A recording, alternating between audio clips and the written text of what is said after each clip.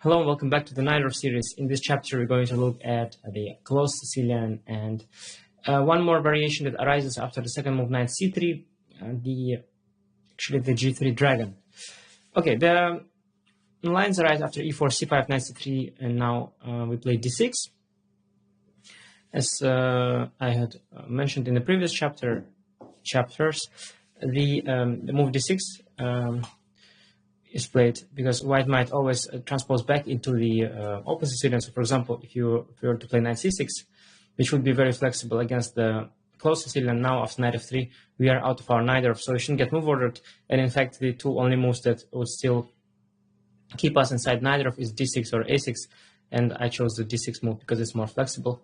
So d6, and here white can choose between two different move orders if he wants to go for the closed Sicilian. The closed Sicilian is a setup with g3 bishop g2. He can obviously start with g3 bishop g2, or he can try to be clever and start with knight ge2 first, provoking the knights to f6 before going for g3. Let's first look at g3. Here, white hasn't committed the knight to e2 yet, but we haven't committed ours to f6, and we mostly will not do so.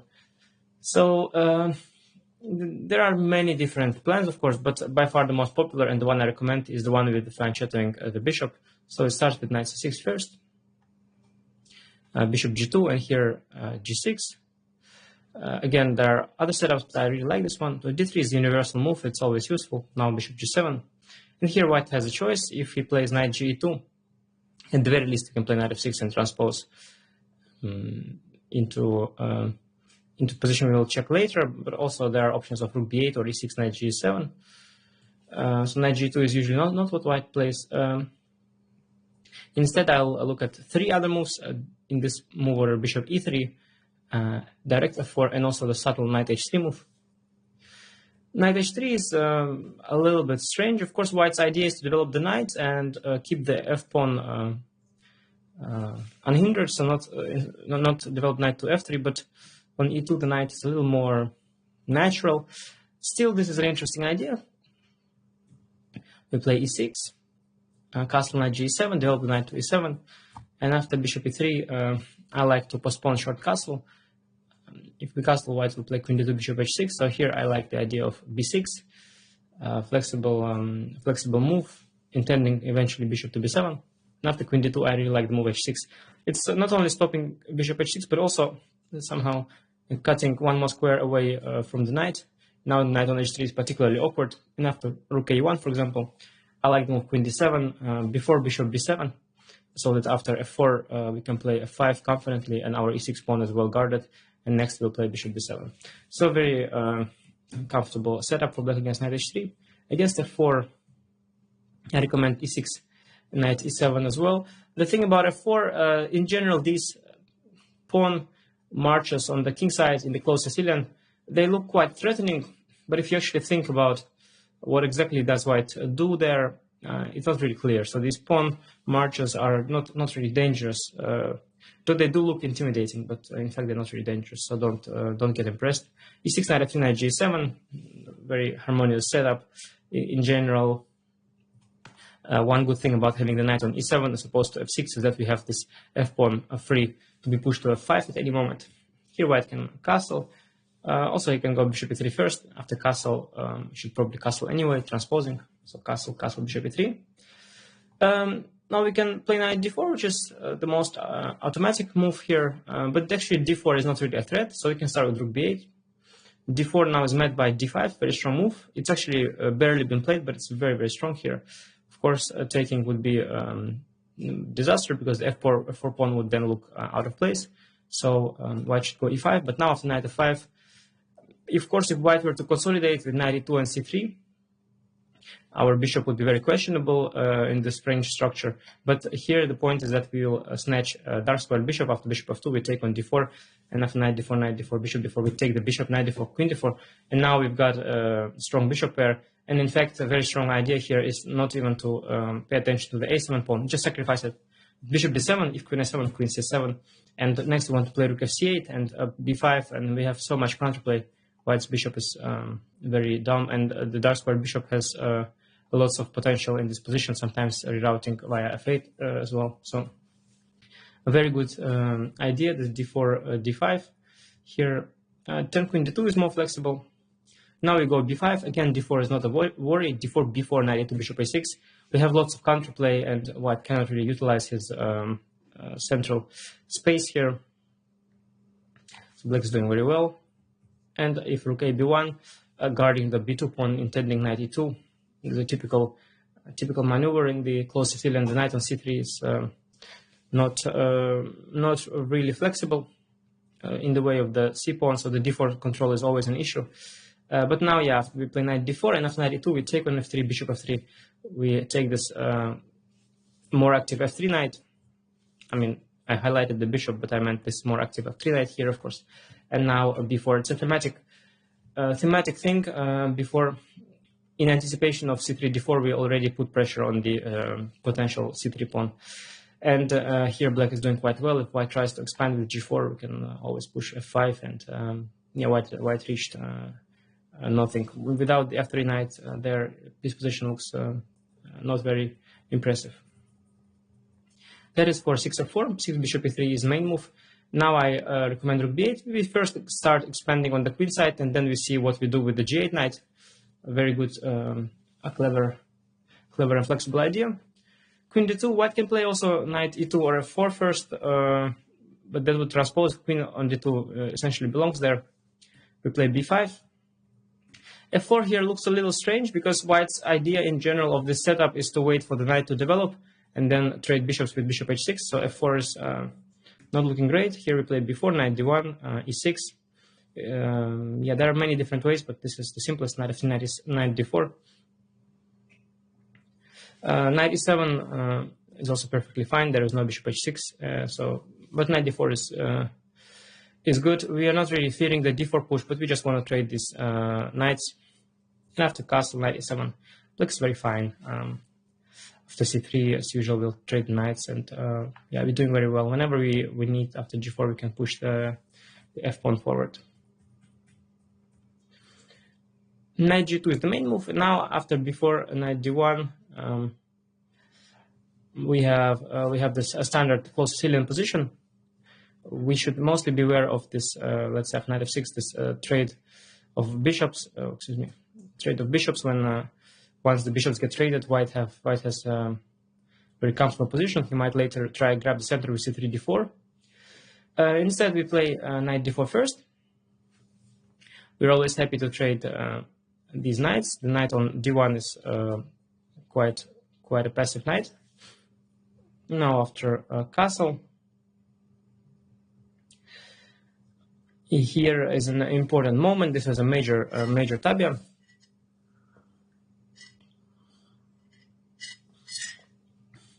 So a little sip of tea was essential.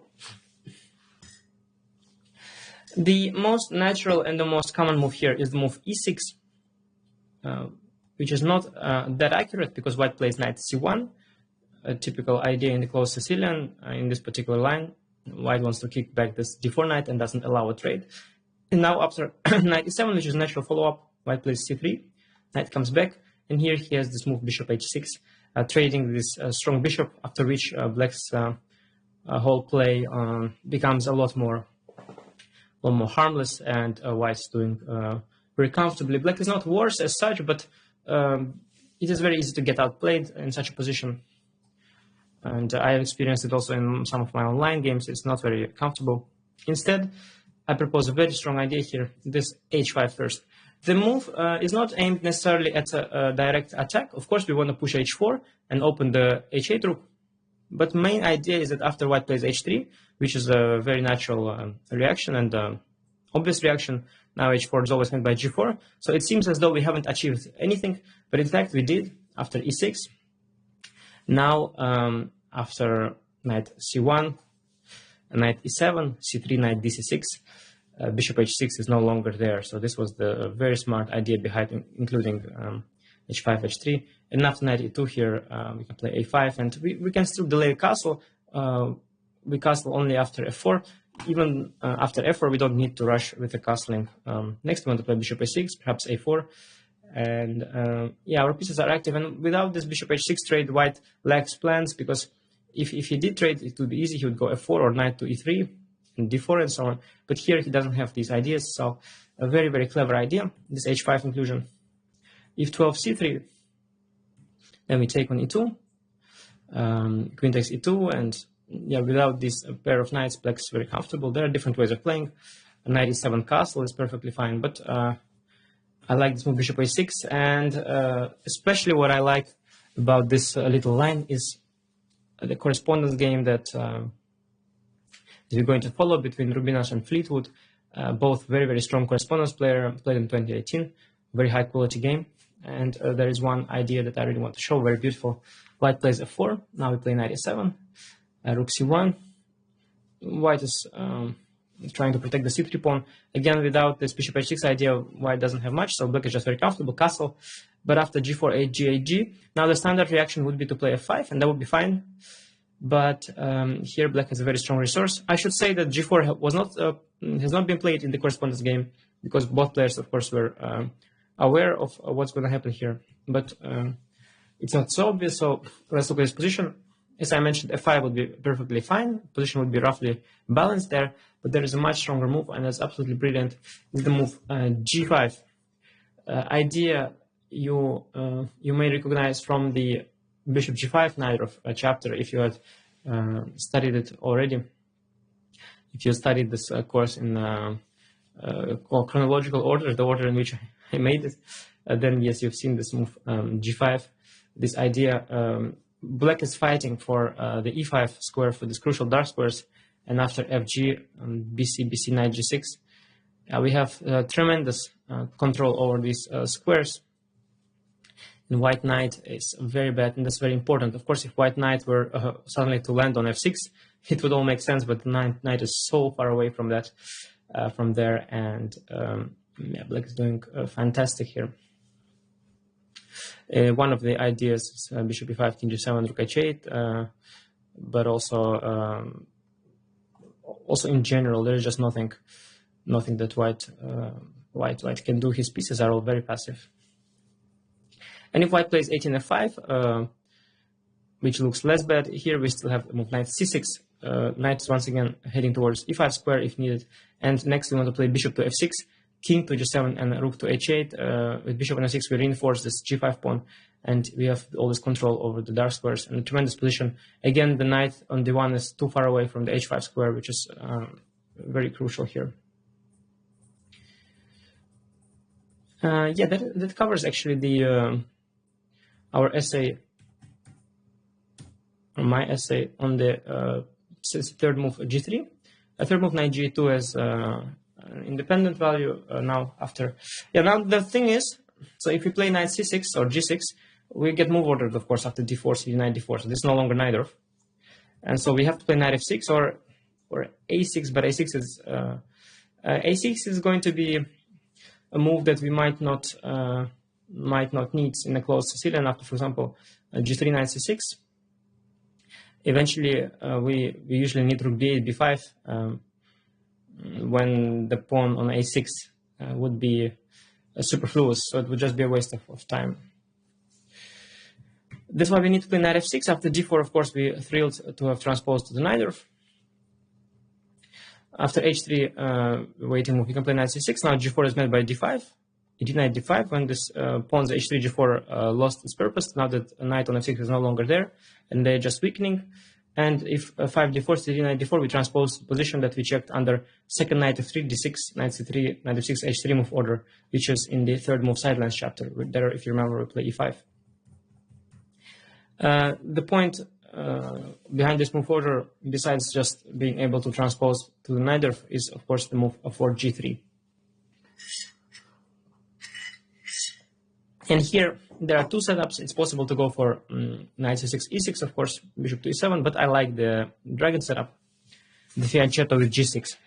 And here white can play d4, and after cd9 d4 we suddenly land in the dragon, but not just the dragon with g3. And I believe g3 is one of the most harmless lines against the dragon.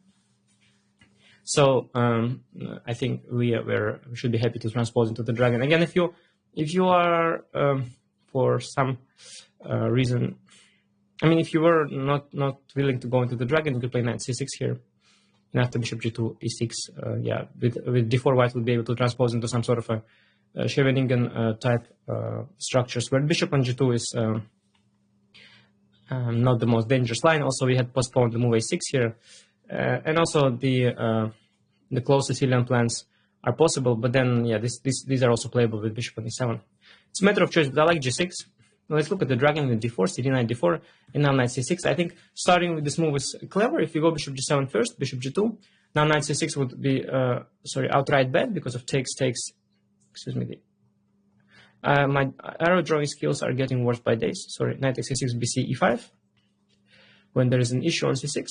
And if you castle, now castle knight c6 would be all right, but white has an extra option, which is very clever, h3 first, knight c6, now bishop e3. So white has stopped knight g4, and if knight d4, he will recapture with the bishop. This doesn't mean he gets an advantage, but yeah, this is an extra option that I think we can avoid with knight c6. Here white has essentially three options. He can either dodge the trade with knight d2, which is the old traditional way of playing it. He can trade on c6, or he can play bishop g2, allow the trade on d4 to happen. So if he takes on c6, we take back. Yeah, this structure is in general quite promising for black. We, as you know, with the pawn on c6, now cover this d5 square, the central square, very well, and so I'm not worried here.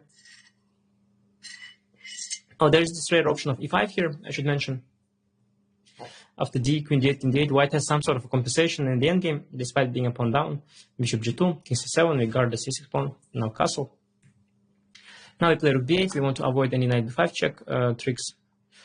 And yeah, the position is fine after, for example, knight a4, bishop f5, rook e1, we can play knight d5, and the idea is that if white takes, we go f6, rook e5, f6, rook e1, e5, and yeah, we have activated our pieces and are doing quite well.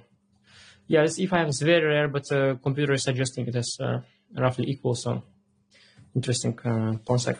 But the main line is 8 bishop g2, and now we have to brace for e5, and I really like this move, queen c7. Simple move, protect the c6 pawn. This has been played by Wojtaszek against Van Hau, against Van Hau, and yeah, black was fine. Van Hau played b3, bishop g7, bishop b2. That was his idea. He tried to neutralize a strong bishop with a bishop on b2. But here, yeah, the knight on c3 is a little bit in the way. I mean, you would probably rather have your pawn on c4. And in general, these central pawns matter quite a bit after castle. There are many ways of playing, but I really like this move h5, adding an extra, resource into our game. Now we might want to push our side pawn down the board. And if white plays h3, we now have created an extra motif. We can always play h4, g4, e5, weaken these dark squares. And I like especially to start with bishop b7, develop the move, hint at d5 ideas sometimes. And if white plays queen e2, now it's a perfect moment to go for h4, g4.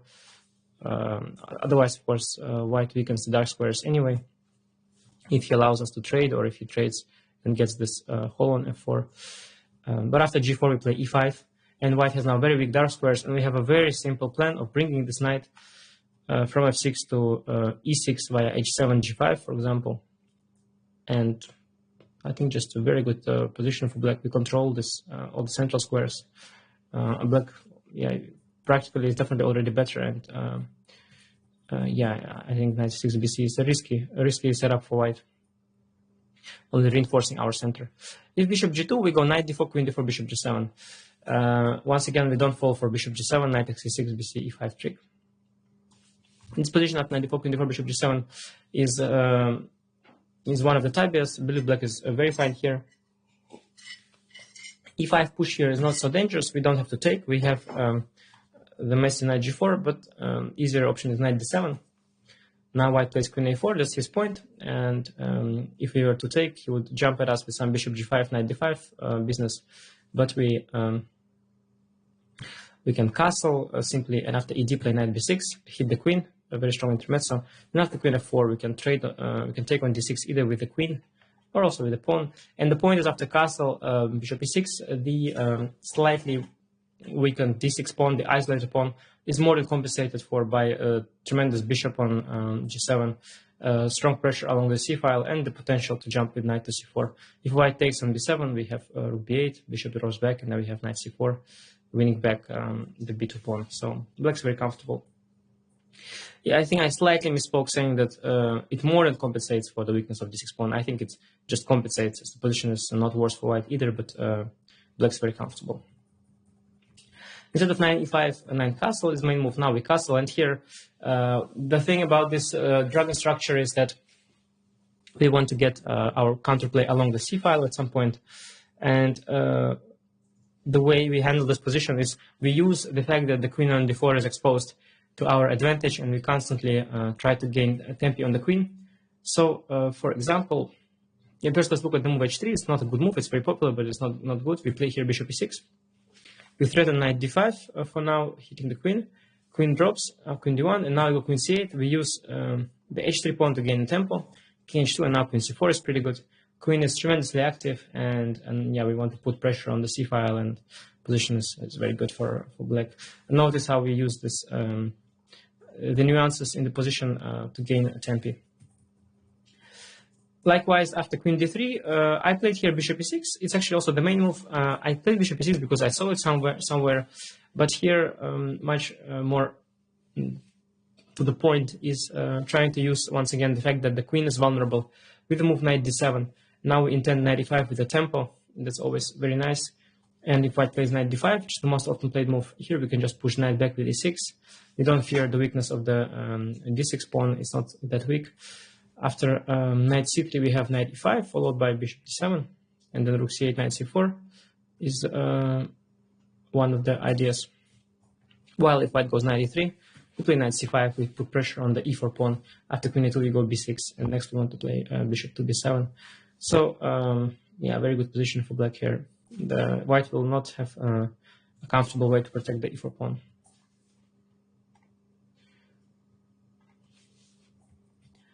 And another move is queen b4. It's played a lot, but it's also not a good move. We hit the queen with a5, gain another tempo. If queen b3, we gain one more tempo with bishop e6. If queen b5, we gain tempo with bishop d7. And after queen b7, rook b8, queen a7. We have lots and lots of compensation along the open files and diagonals. Now knight g4 is a good move. And yeah, black is just better, in fact. White is not able to develop his c1 bishop and in general struggles with development and coordination. Queen b4 is falling right into it. The best move probably is move a4. It's not that topical, but it's sort of the most flexible. Now after bishop e6, threatening knight d5, only now does white drop the queen back. He has here a few options. Queen b4 is again not great. We hit him with a5. Queen b7, knight d7. Excuse me. Queen b5, we have rook c8, threatening bishop c4.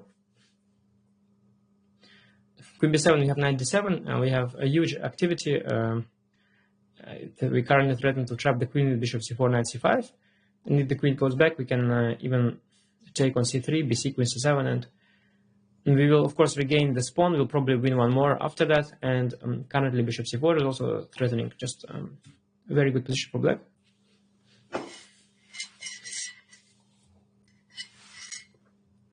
Now, if white plays 11, queen d1, I really like this move, bishop g4. A very annoying move. f3 would weaken the pawn structure tremendously. The bishop would lose its sight on the d5 square. And otherwise, it's not clear where white queen goes. It doesn't have a comfortable square. And yeah, the most sensible is queen d3. It's never been played, but it's a very sensible move. Now there are many ways of playing, but the easiest is queen c7, threatening bishop c4. And after knight d5, which is pretty much forced, we take on d5, e5, bishop f5, bishop e4. And it's the only move. The c2 pawn is also hanging. We take on e4, queen e4. And here we go for one of the pawn breaks, either preparing the b5 break or the e6 break. In both cases, it completes completely comfortable position. Rook a8, c3, e5 is very easy. D, rook e6. And we have tremendous activity, and our d6 pawn is not weak at all. We will eventually try push through d5, d4, and yeah, we're just very comfortable here, very active pieces. Yeah, I believe that that is about all about the stabia. Again, we're trying to use the queen's vulnerability to our advantage. After queen d1, bishop g4 ideas. After queen d3, this knight d7, knight e5 ideas. So constantly trying to gain tempo on the misplaced queen b4, a5. So I think all makes a lot of sense. 7 knight d2 is the old main line, but it's very comfortable for black. Bishop g7, we play bishop g2, castle, and now rook b8, we go for b5 plan, gaining space on the queen side. White cannot stop this. After a4, we just play a6. Not knight d5, we play b5, ab, and we are putting pressure on the queen side and doing very well. After bishop g5, most often played move is knight d7, but even more accurate is the move knight g4, keeping in touch with the h6 square. Now, after c3, h6, e3 square is not available, which is one more reason why we put the knight to g4. And after queen c1, we go h6, bishop d2, and now king h7. Protect the h6 pawn in case of h3. Knight will be rerouted to e5. We can kill the other knight with e6, and if need be, we can push b4. In general, we're always happy to trade this queenside pawns. We'd love also to trade the b pawn. Then we have this beautiful dragon pawn chain, one pawn island, where we are very happy with this pawn structure, and we'll start playing for advantage without running any strategic risk. Very comfortable, I believe, this dragon, so I really don't see the reasons to avoid it. In general, speaking of the dragon, it's a very healthy opening, but the only critical line is, of course, the setups with the queen d2 and long castle, and or queen d2 bishop c4 first and long castle as well. So these are the issues with the dragon. If white were to play plans with short castle with g3, bishop g2, or bishop e2, the dragon would be a perfect and a very easy opening for black. After g3, g6, we have to look at also bishop g2 at the closed Sicilian. Now after knight c6, at knight c6 we have to do. By the way, we have to be clever. After bishop g7, d4 we get move ordered. cd knight d4, we cannot play knight c6, and after castle we let me show basically here. Knight c6 will be met by takes and e5, and castle will be met by h3, knight c6, bishop e3, where we get this position that we want to avoid. So we start with knight c6. Now d4 transposes, we take twice, and a castle will go bishop g7. Again, d4 transposes as we take twice, and so the most the only move we have to still see is the move d3. And now we have this interesting tabia of the closed Sicilian, where our knight is on f6, and white knight is on e2. So this particular position, very interesting one as well. Let's have a look at it. We castle here. h3, white needs h3 sooner or later anyway. Rook b8, the same. We'll play rook b8. Anyway, it's part of our plan. We have to push b5. Here, f4 is a clever move order, or a4, a6, a4, a6, f4. In fact, is the same. The same for our purpose. I believe a4 is even more accurate for some other purposes, but yeah, for us, after a4, a6, f4, we play knight d7, and the same after f4, we play also knight d7. The reason why it starts with f4 over, for example, bishop e3 is that after b5, he has e5. So we have to address that, and I like this knight d7 move. I like the knight here. There are also setups with knight e8, and setups with bishop d7, and then knight e8 eventually. But I like knight on d7. I think it works very well. After the main advantage of knight on d7 is that after eventual g4 f5 push, we will have this e5 square available for d7 knight. That's why I like it there. Yeah, if g4 we play b5, if white plays knight g3 before knight c2, this is a very harmless old regroup. The knight on g3 is actually a bad piece. It cannot go anywhere. It's not very good. And f5 weakens tremendously the e5 square. So white doesn't have a way to push forward. It's something I mentioned before, this spatial advantage on the king side doesn't bring white all too much, especially when his king is also there. He cannot weaken his king that much. And yeah, there's no real way to push forward. He has the space, but after f5, we can always play e6, and it's hard for him to do much, and we have this e5 square available. Bishop a6 is what we play here. there are many different ways, but I like this very direct idea. We just want to push c4, and if d4 we have c3. We just want to open up the queen sides and center as much as possible, soften the d3 pawn. Yeah, it's very quick and strong idea. a4, a6 is a good inclusion for white. After b5, white will have his rook active on a1. Now there are two move orders, knight d5 or g4. If knight d5, we play e6, hit the knight e3, and now b5. After ab, g4, we will transpose to the position we'll see later. And if white plays f5 or c3, we will anyway play b4, followed by b4, of course, keeping tension on the c3 square, and also next bishop b7 followed by rook a8 is always an idea. Excuse me, and finally 11 g4, b5, ab. So as I mentioned, white is happy to have the a file open, now that his rook is the only rook that enjoys the file. And here there's the old plan with knight g3, knight c2, which, as I mentioned, is not very good.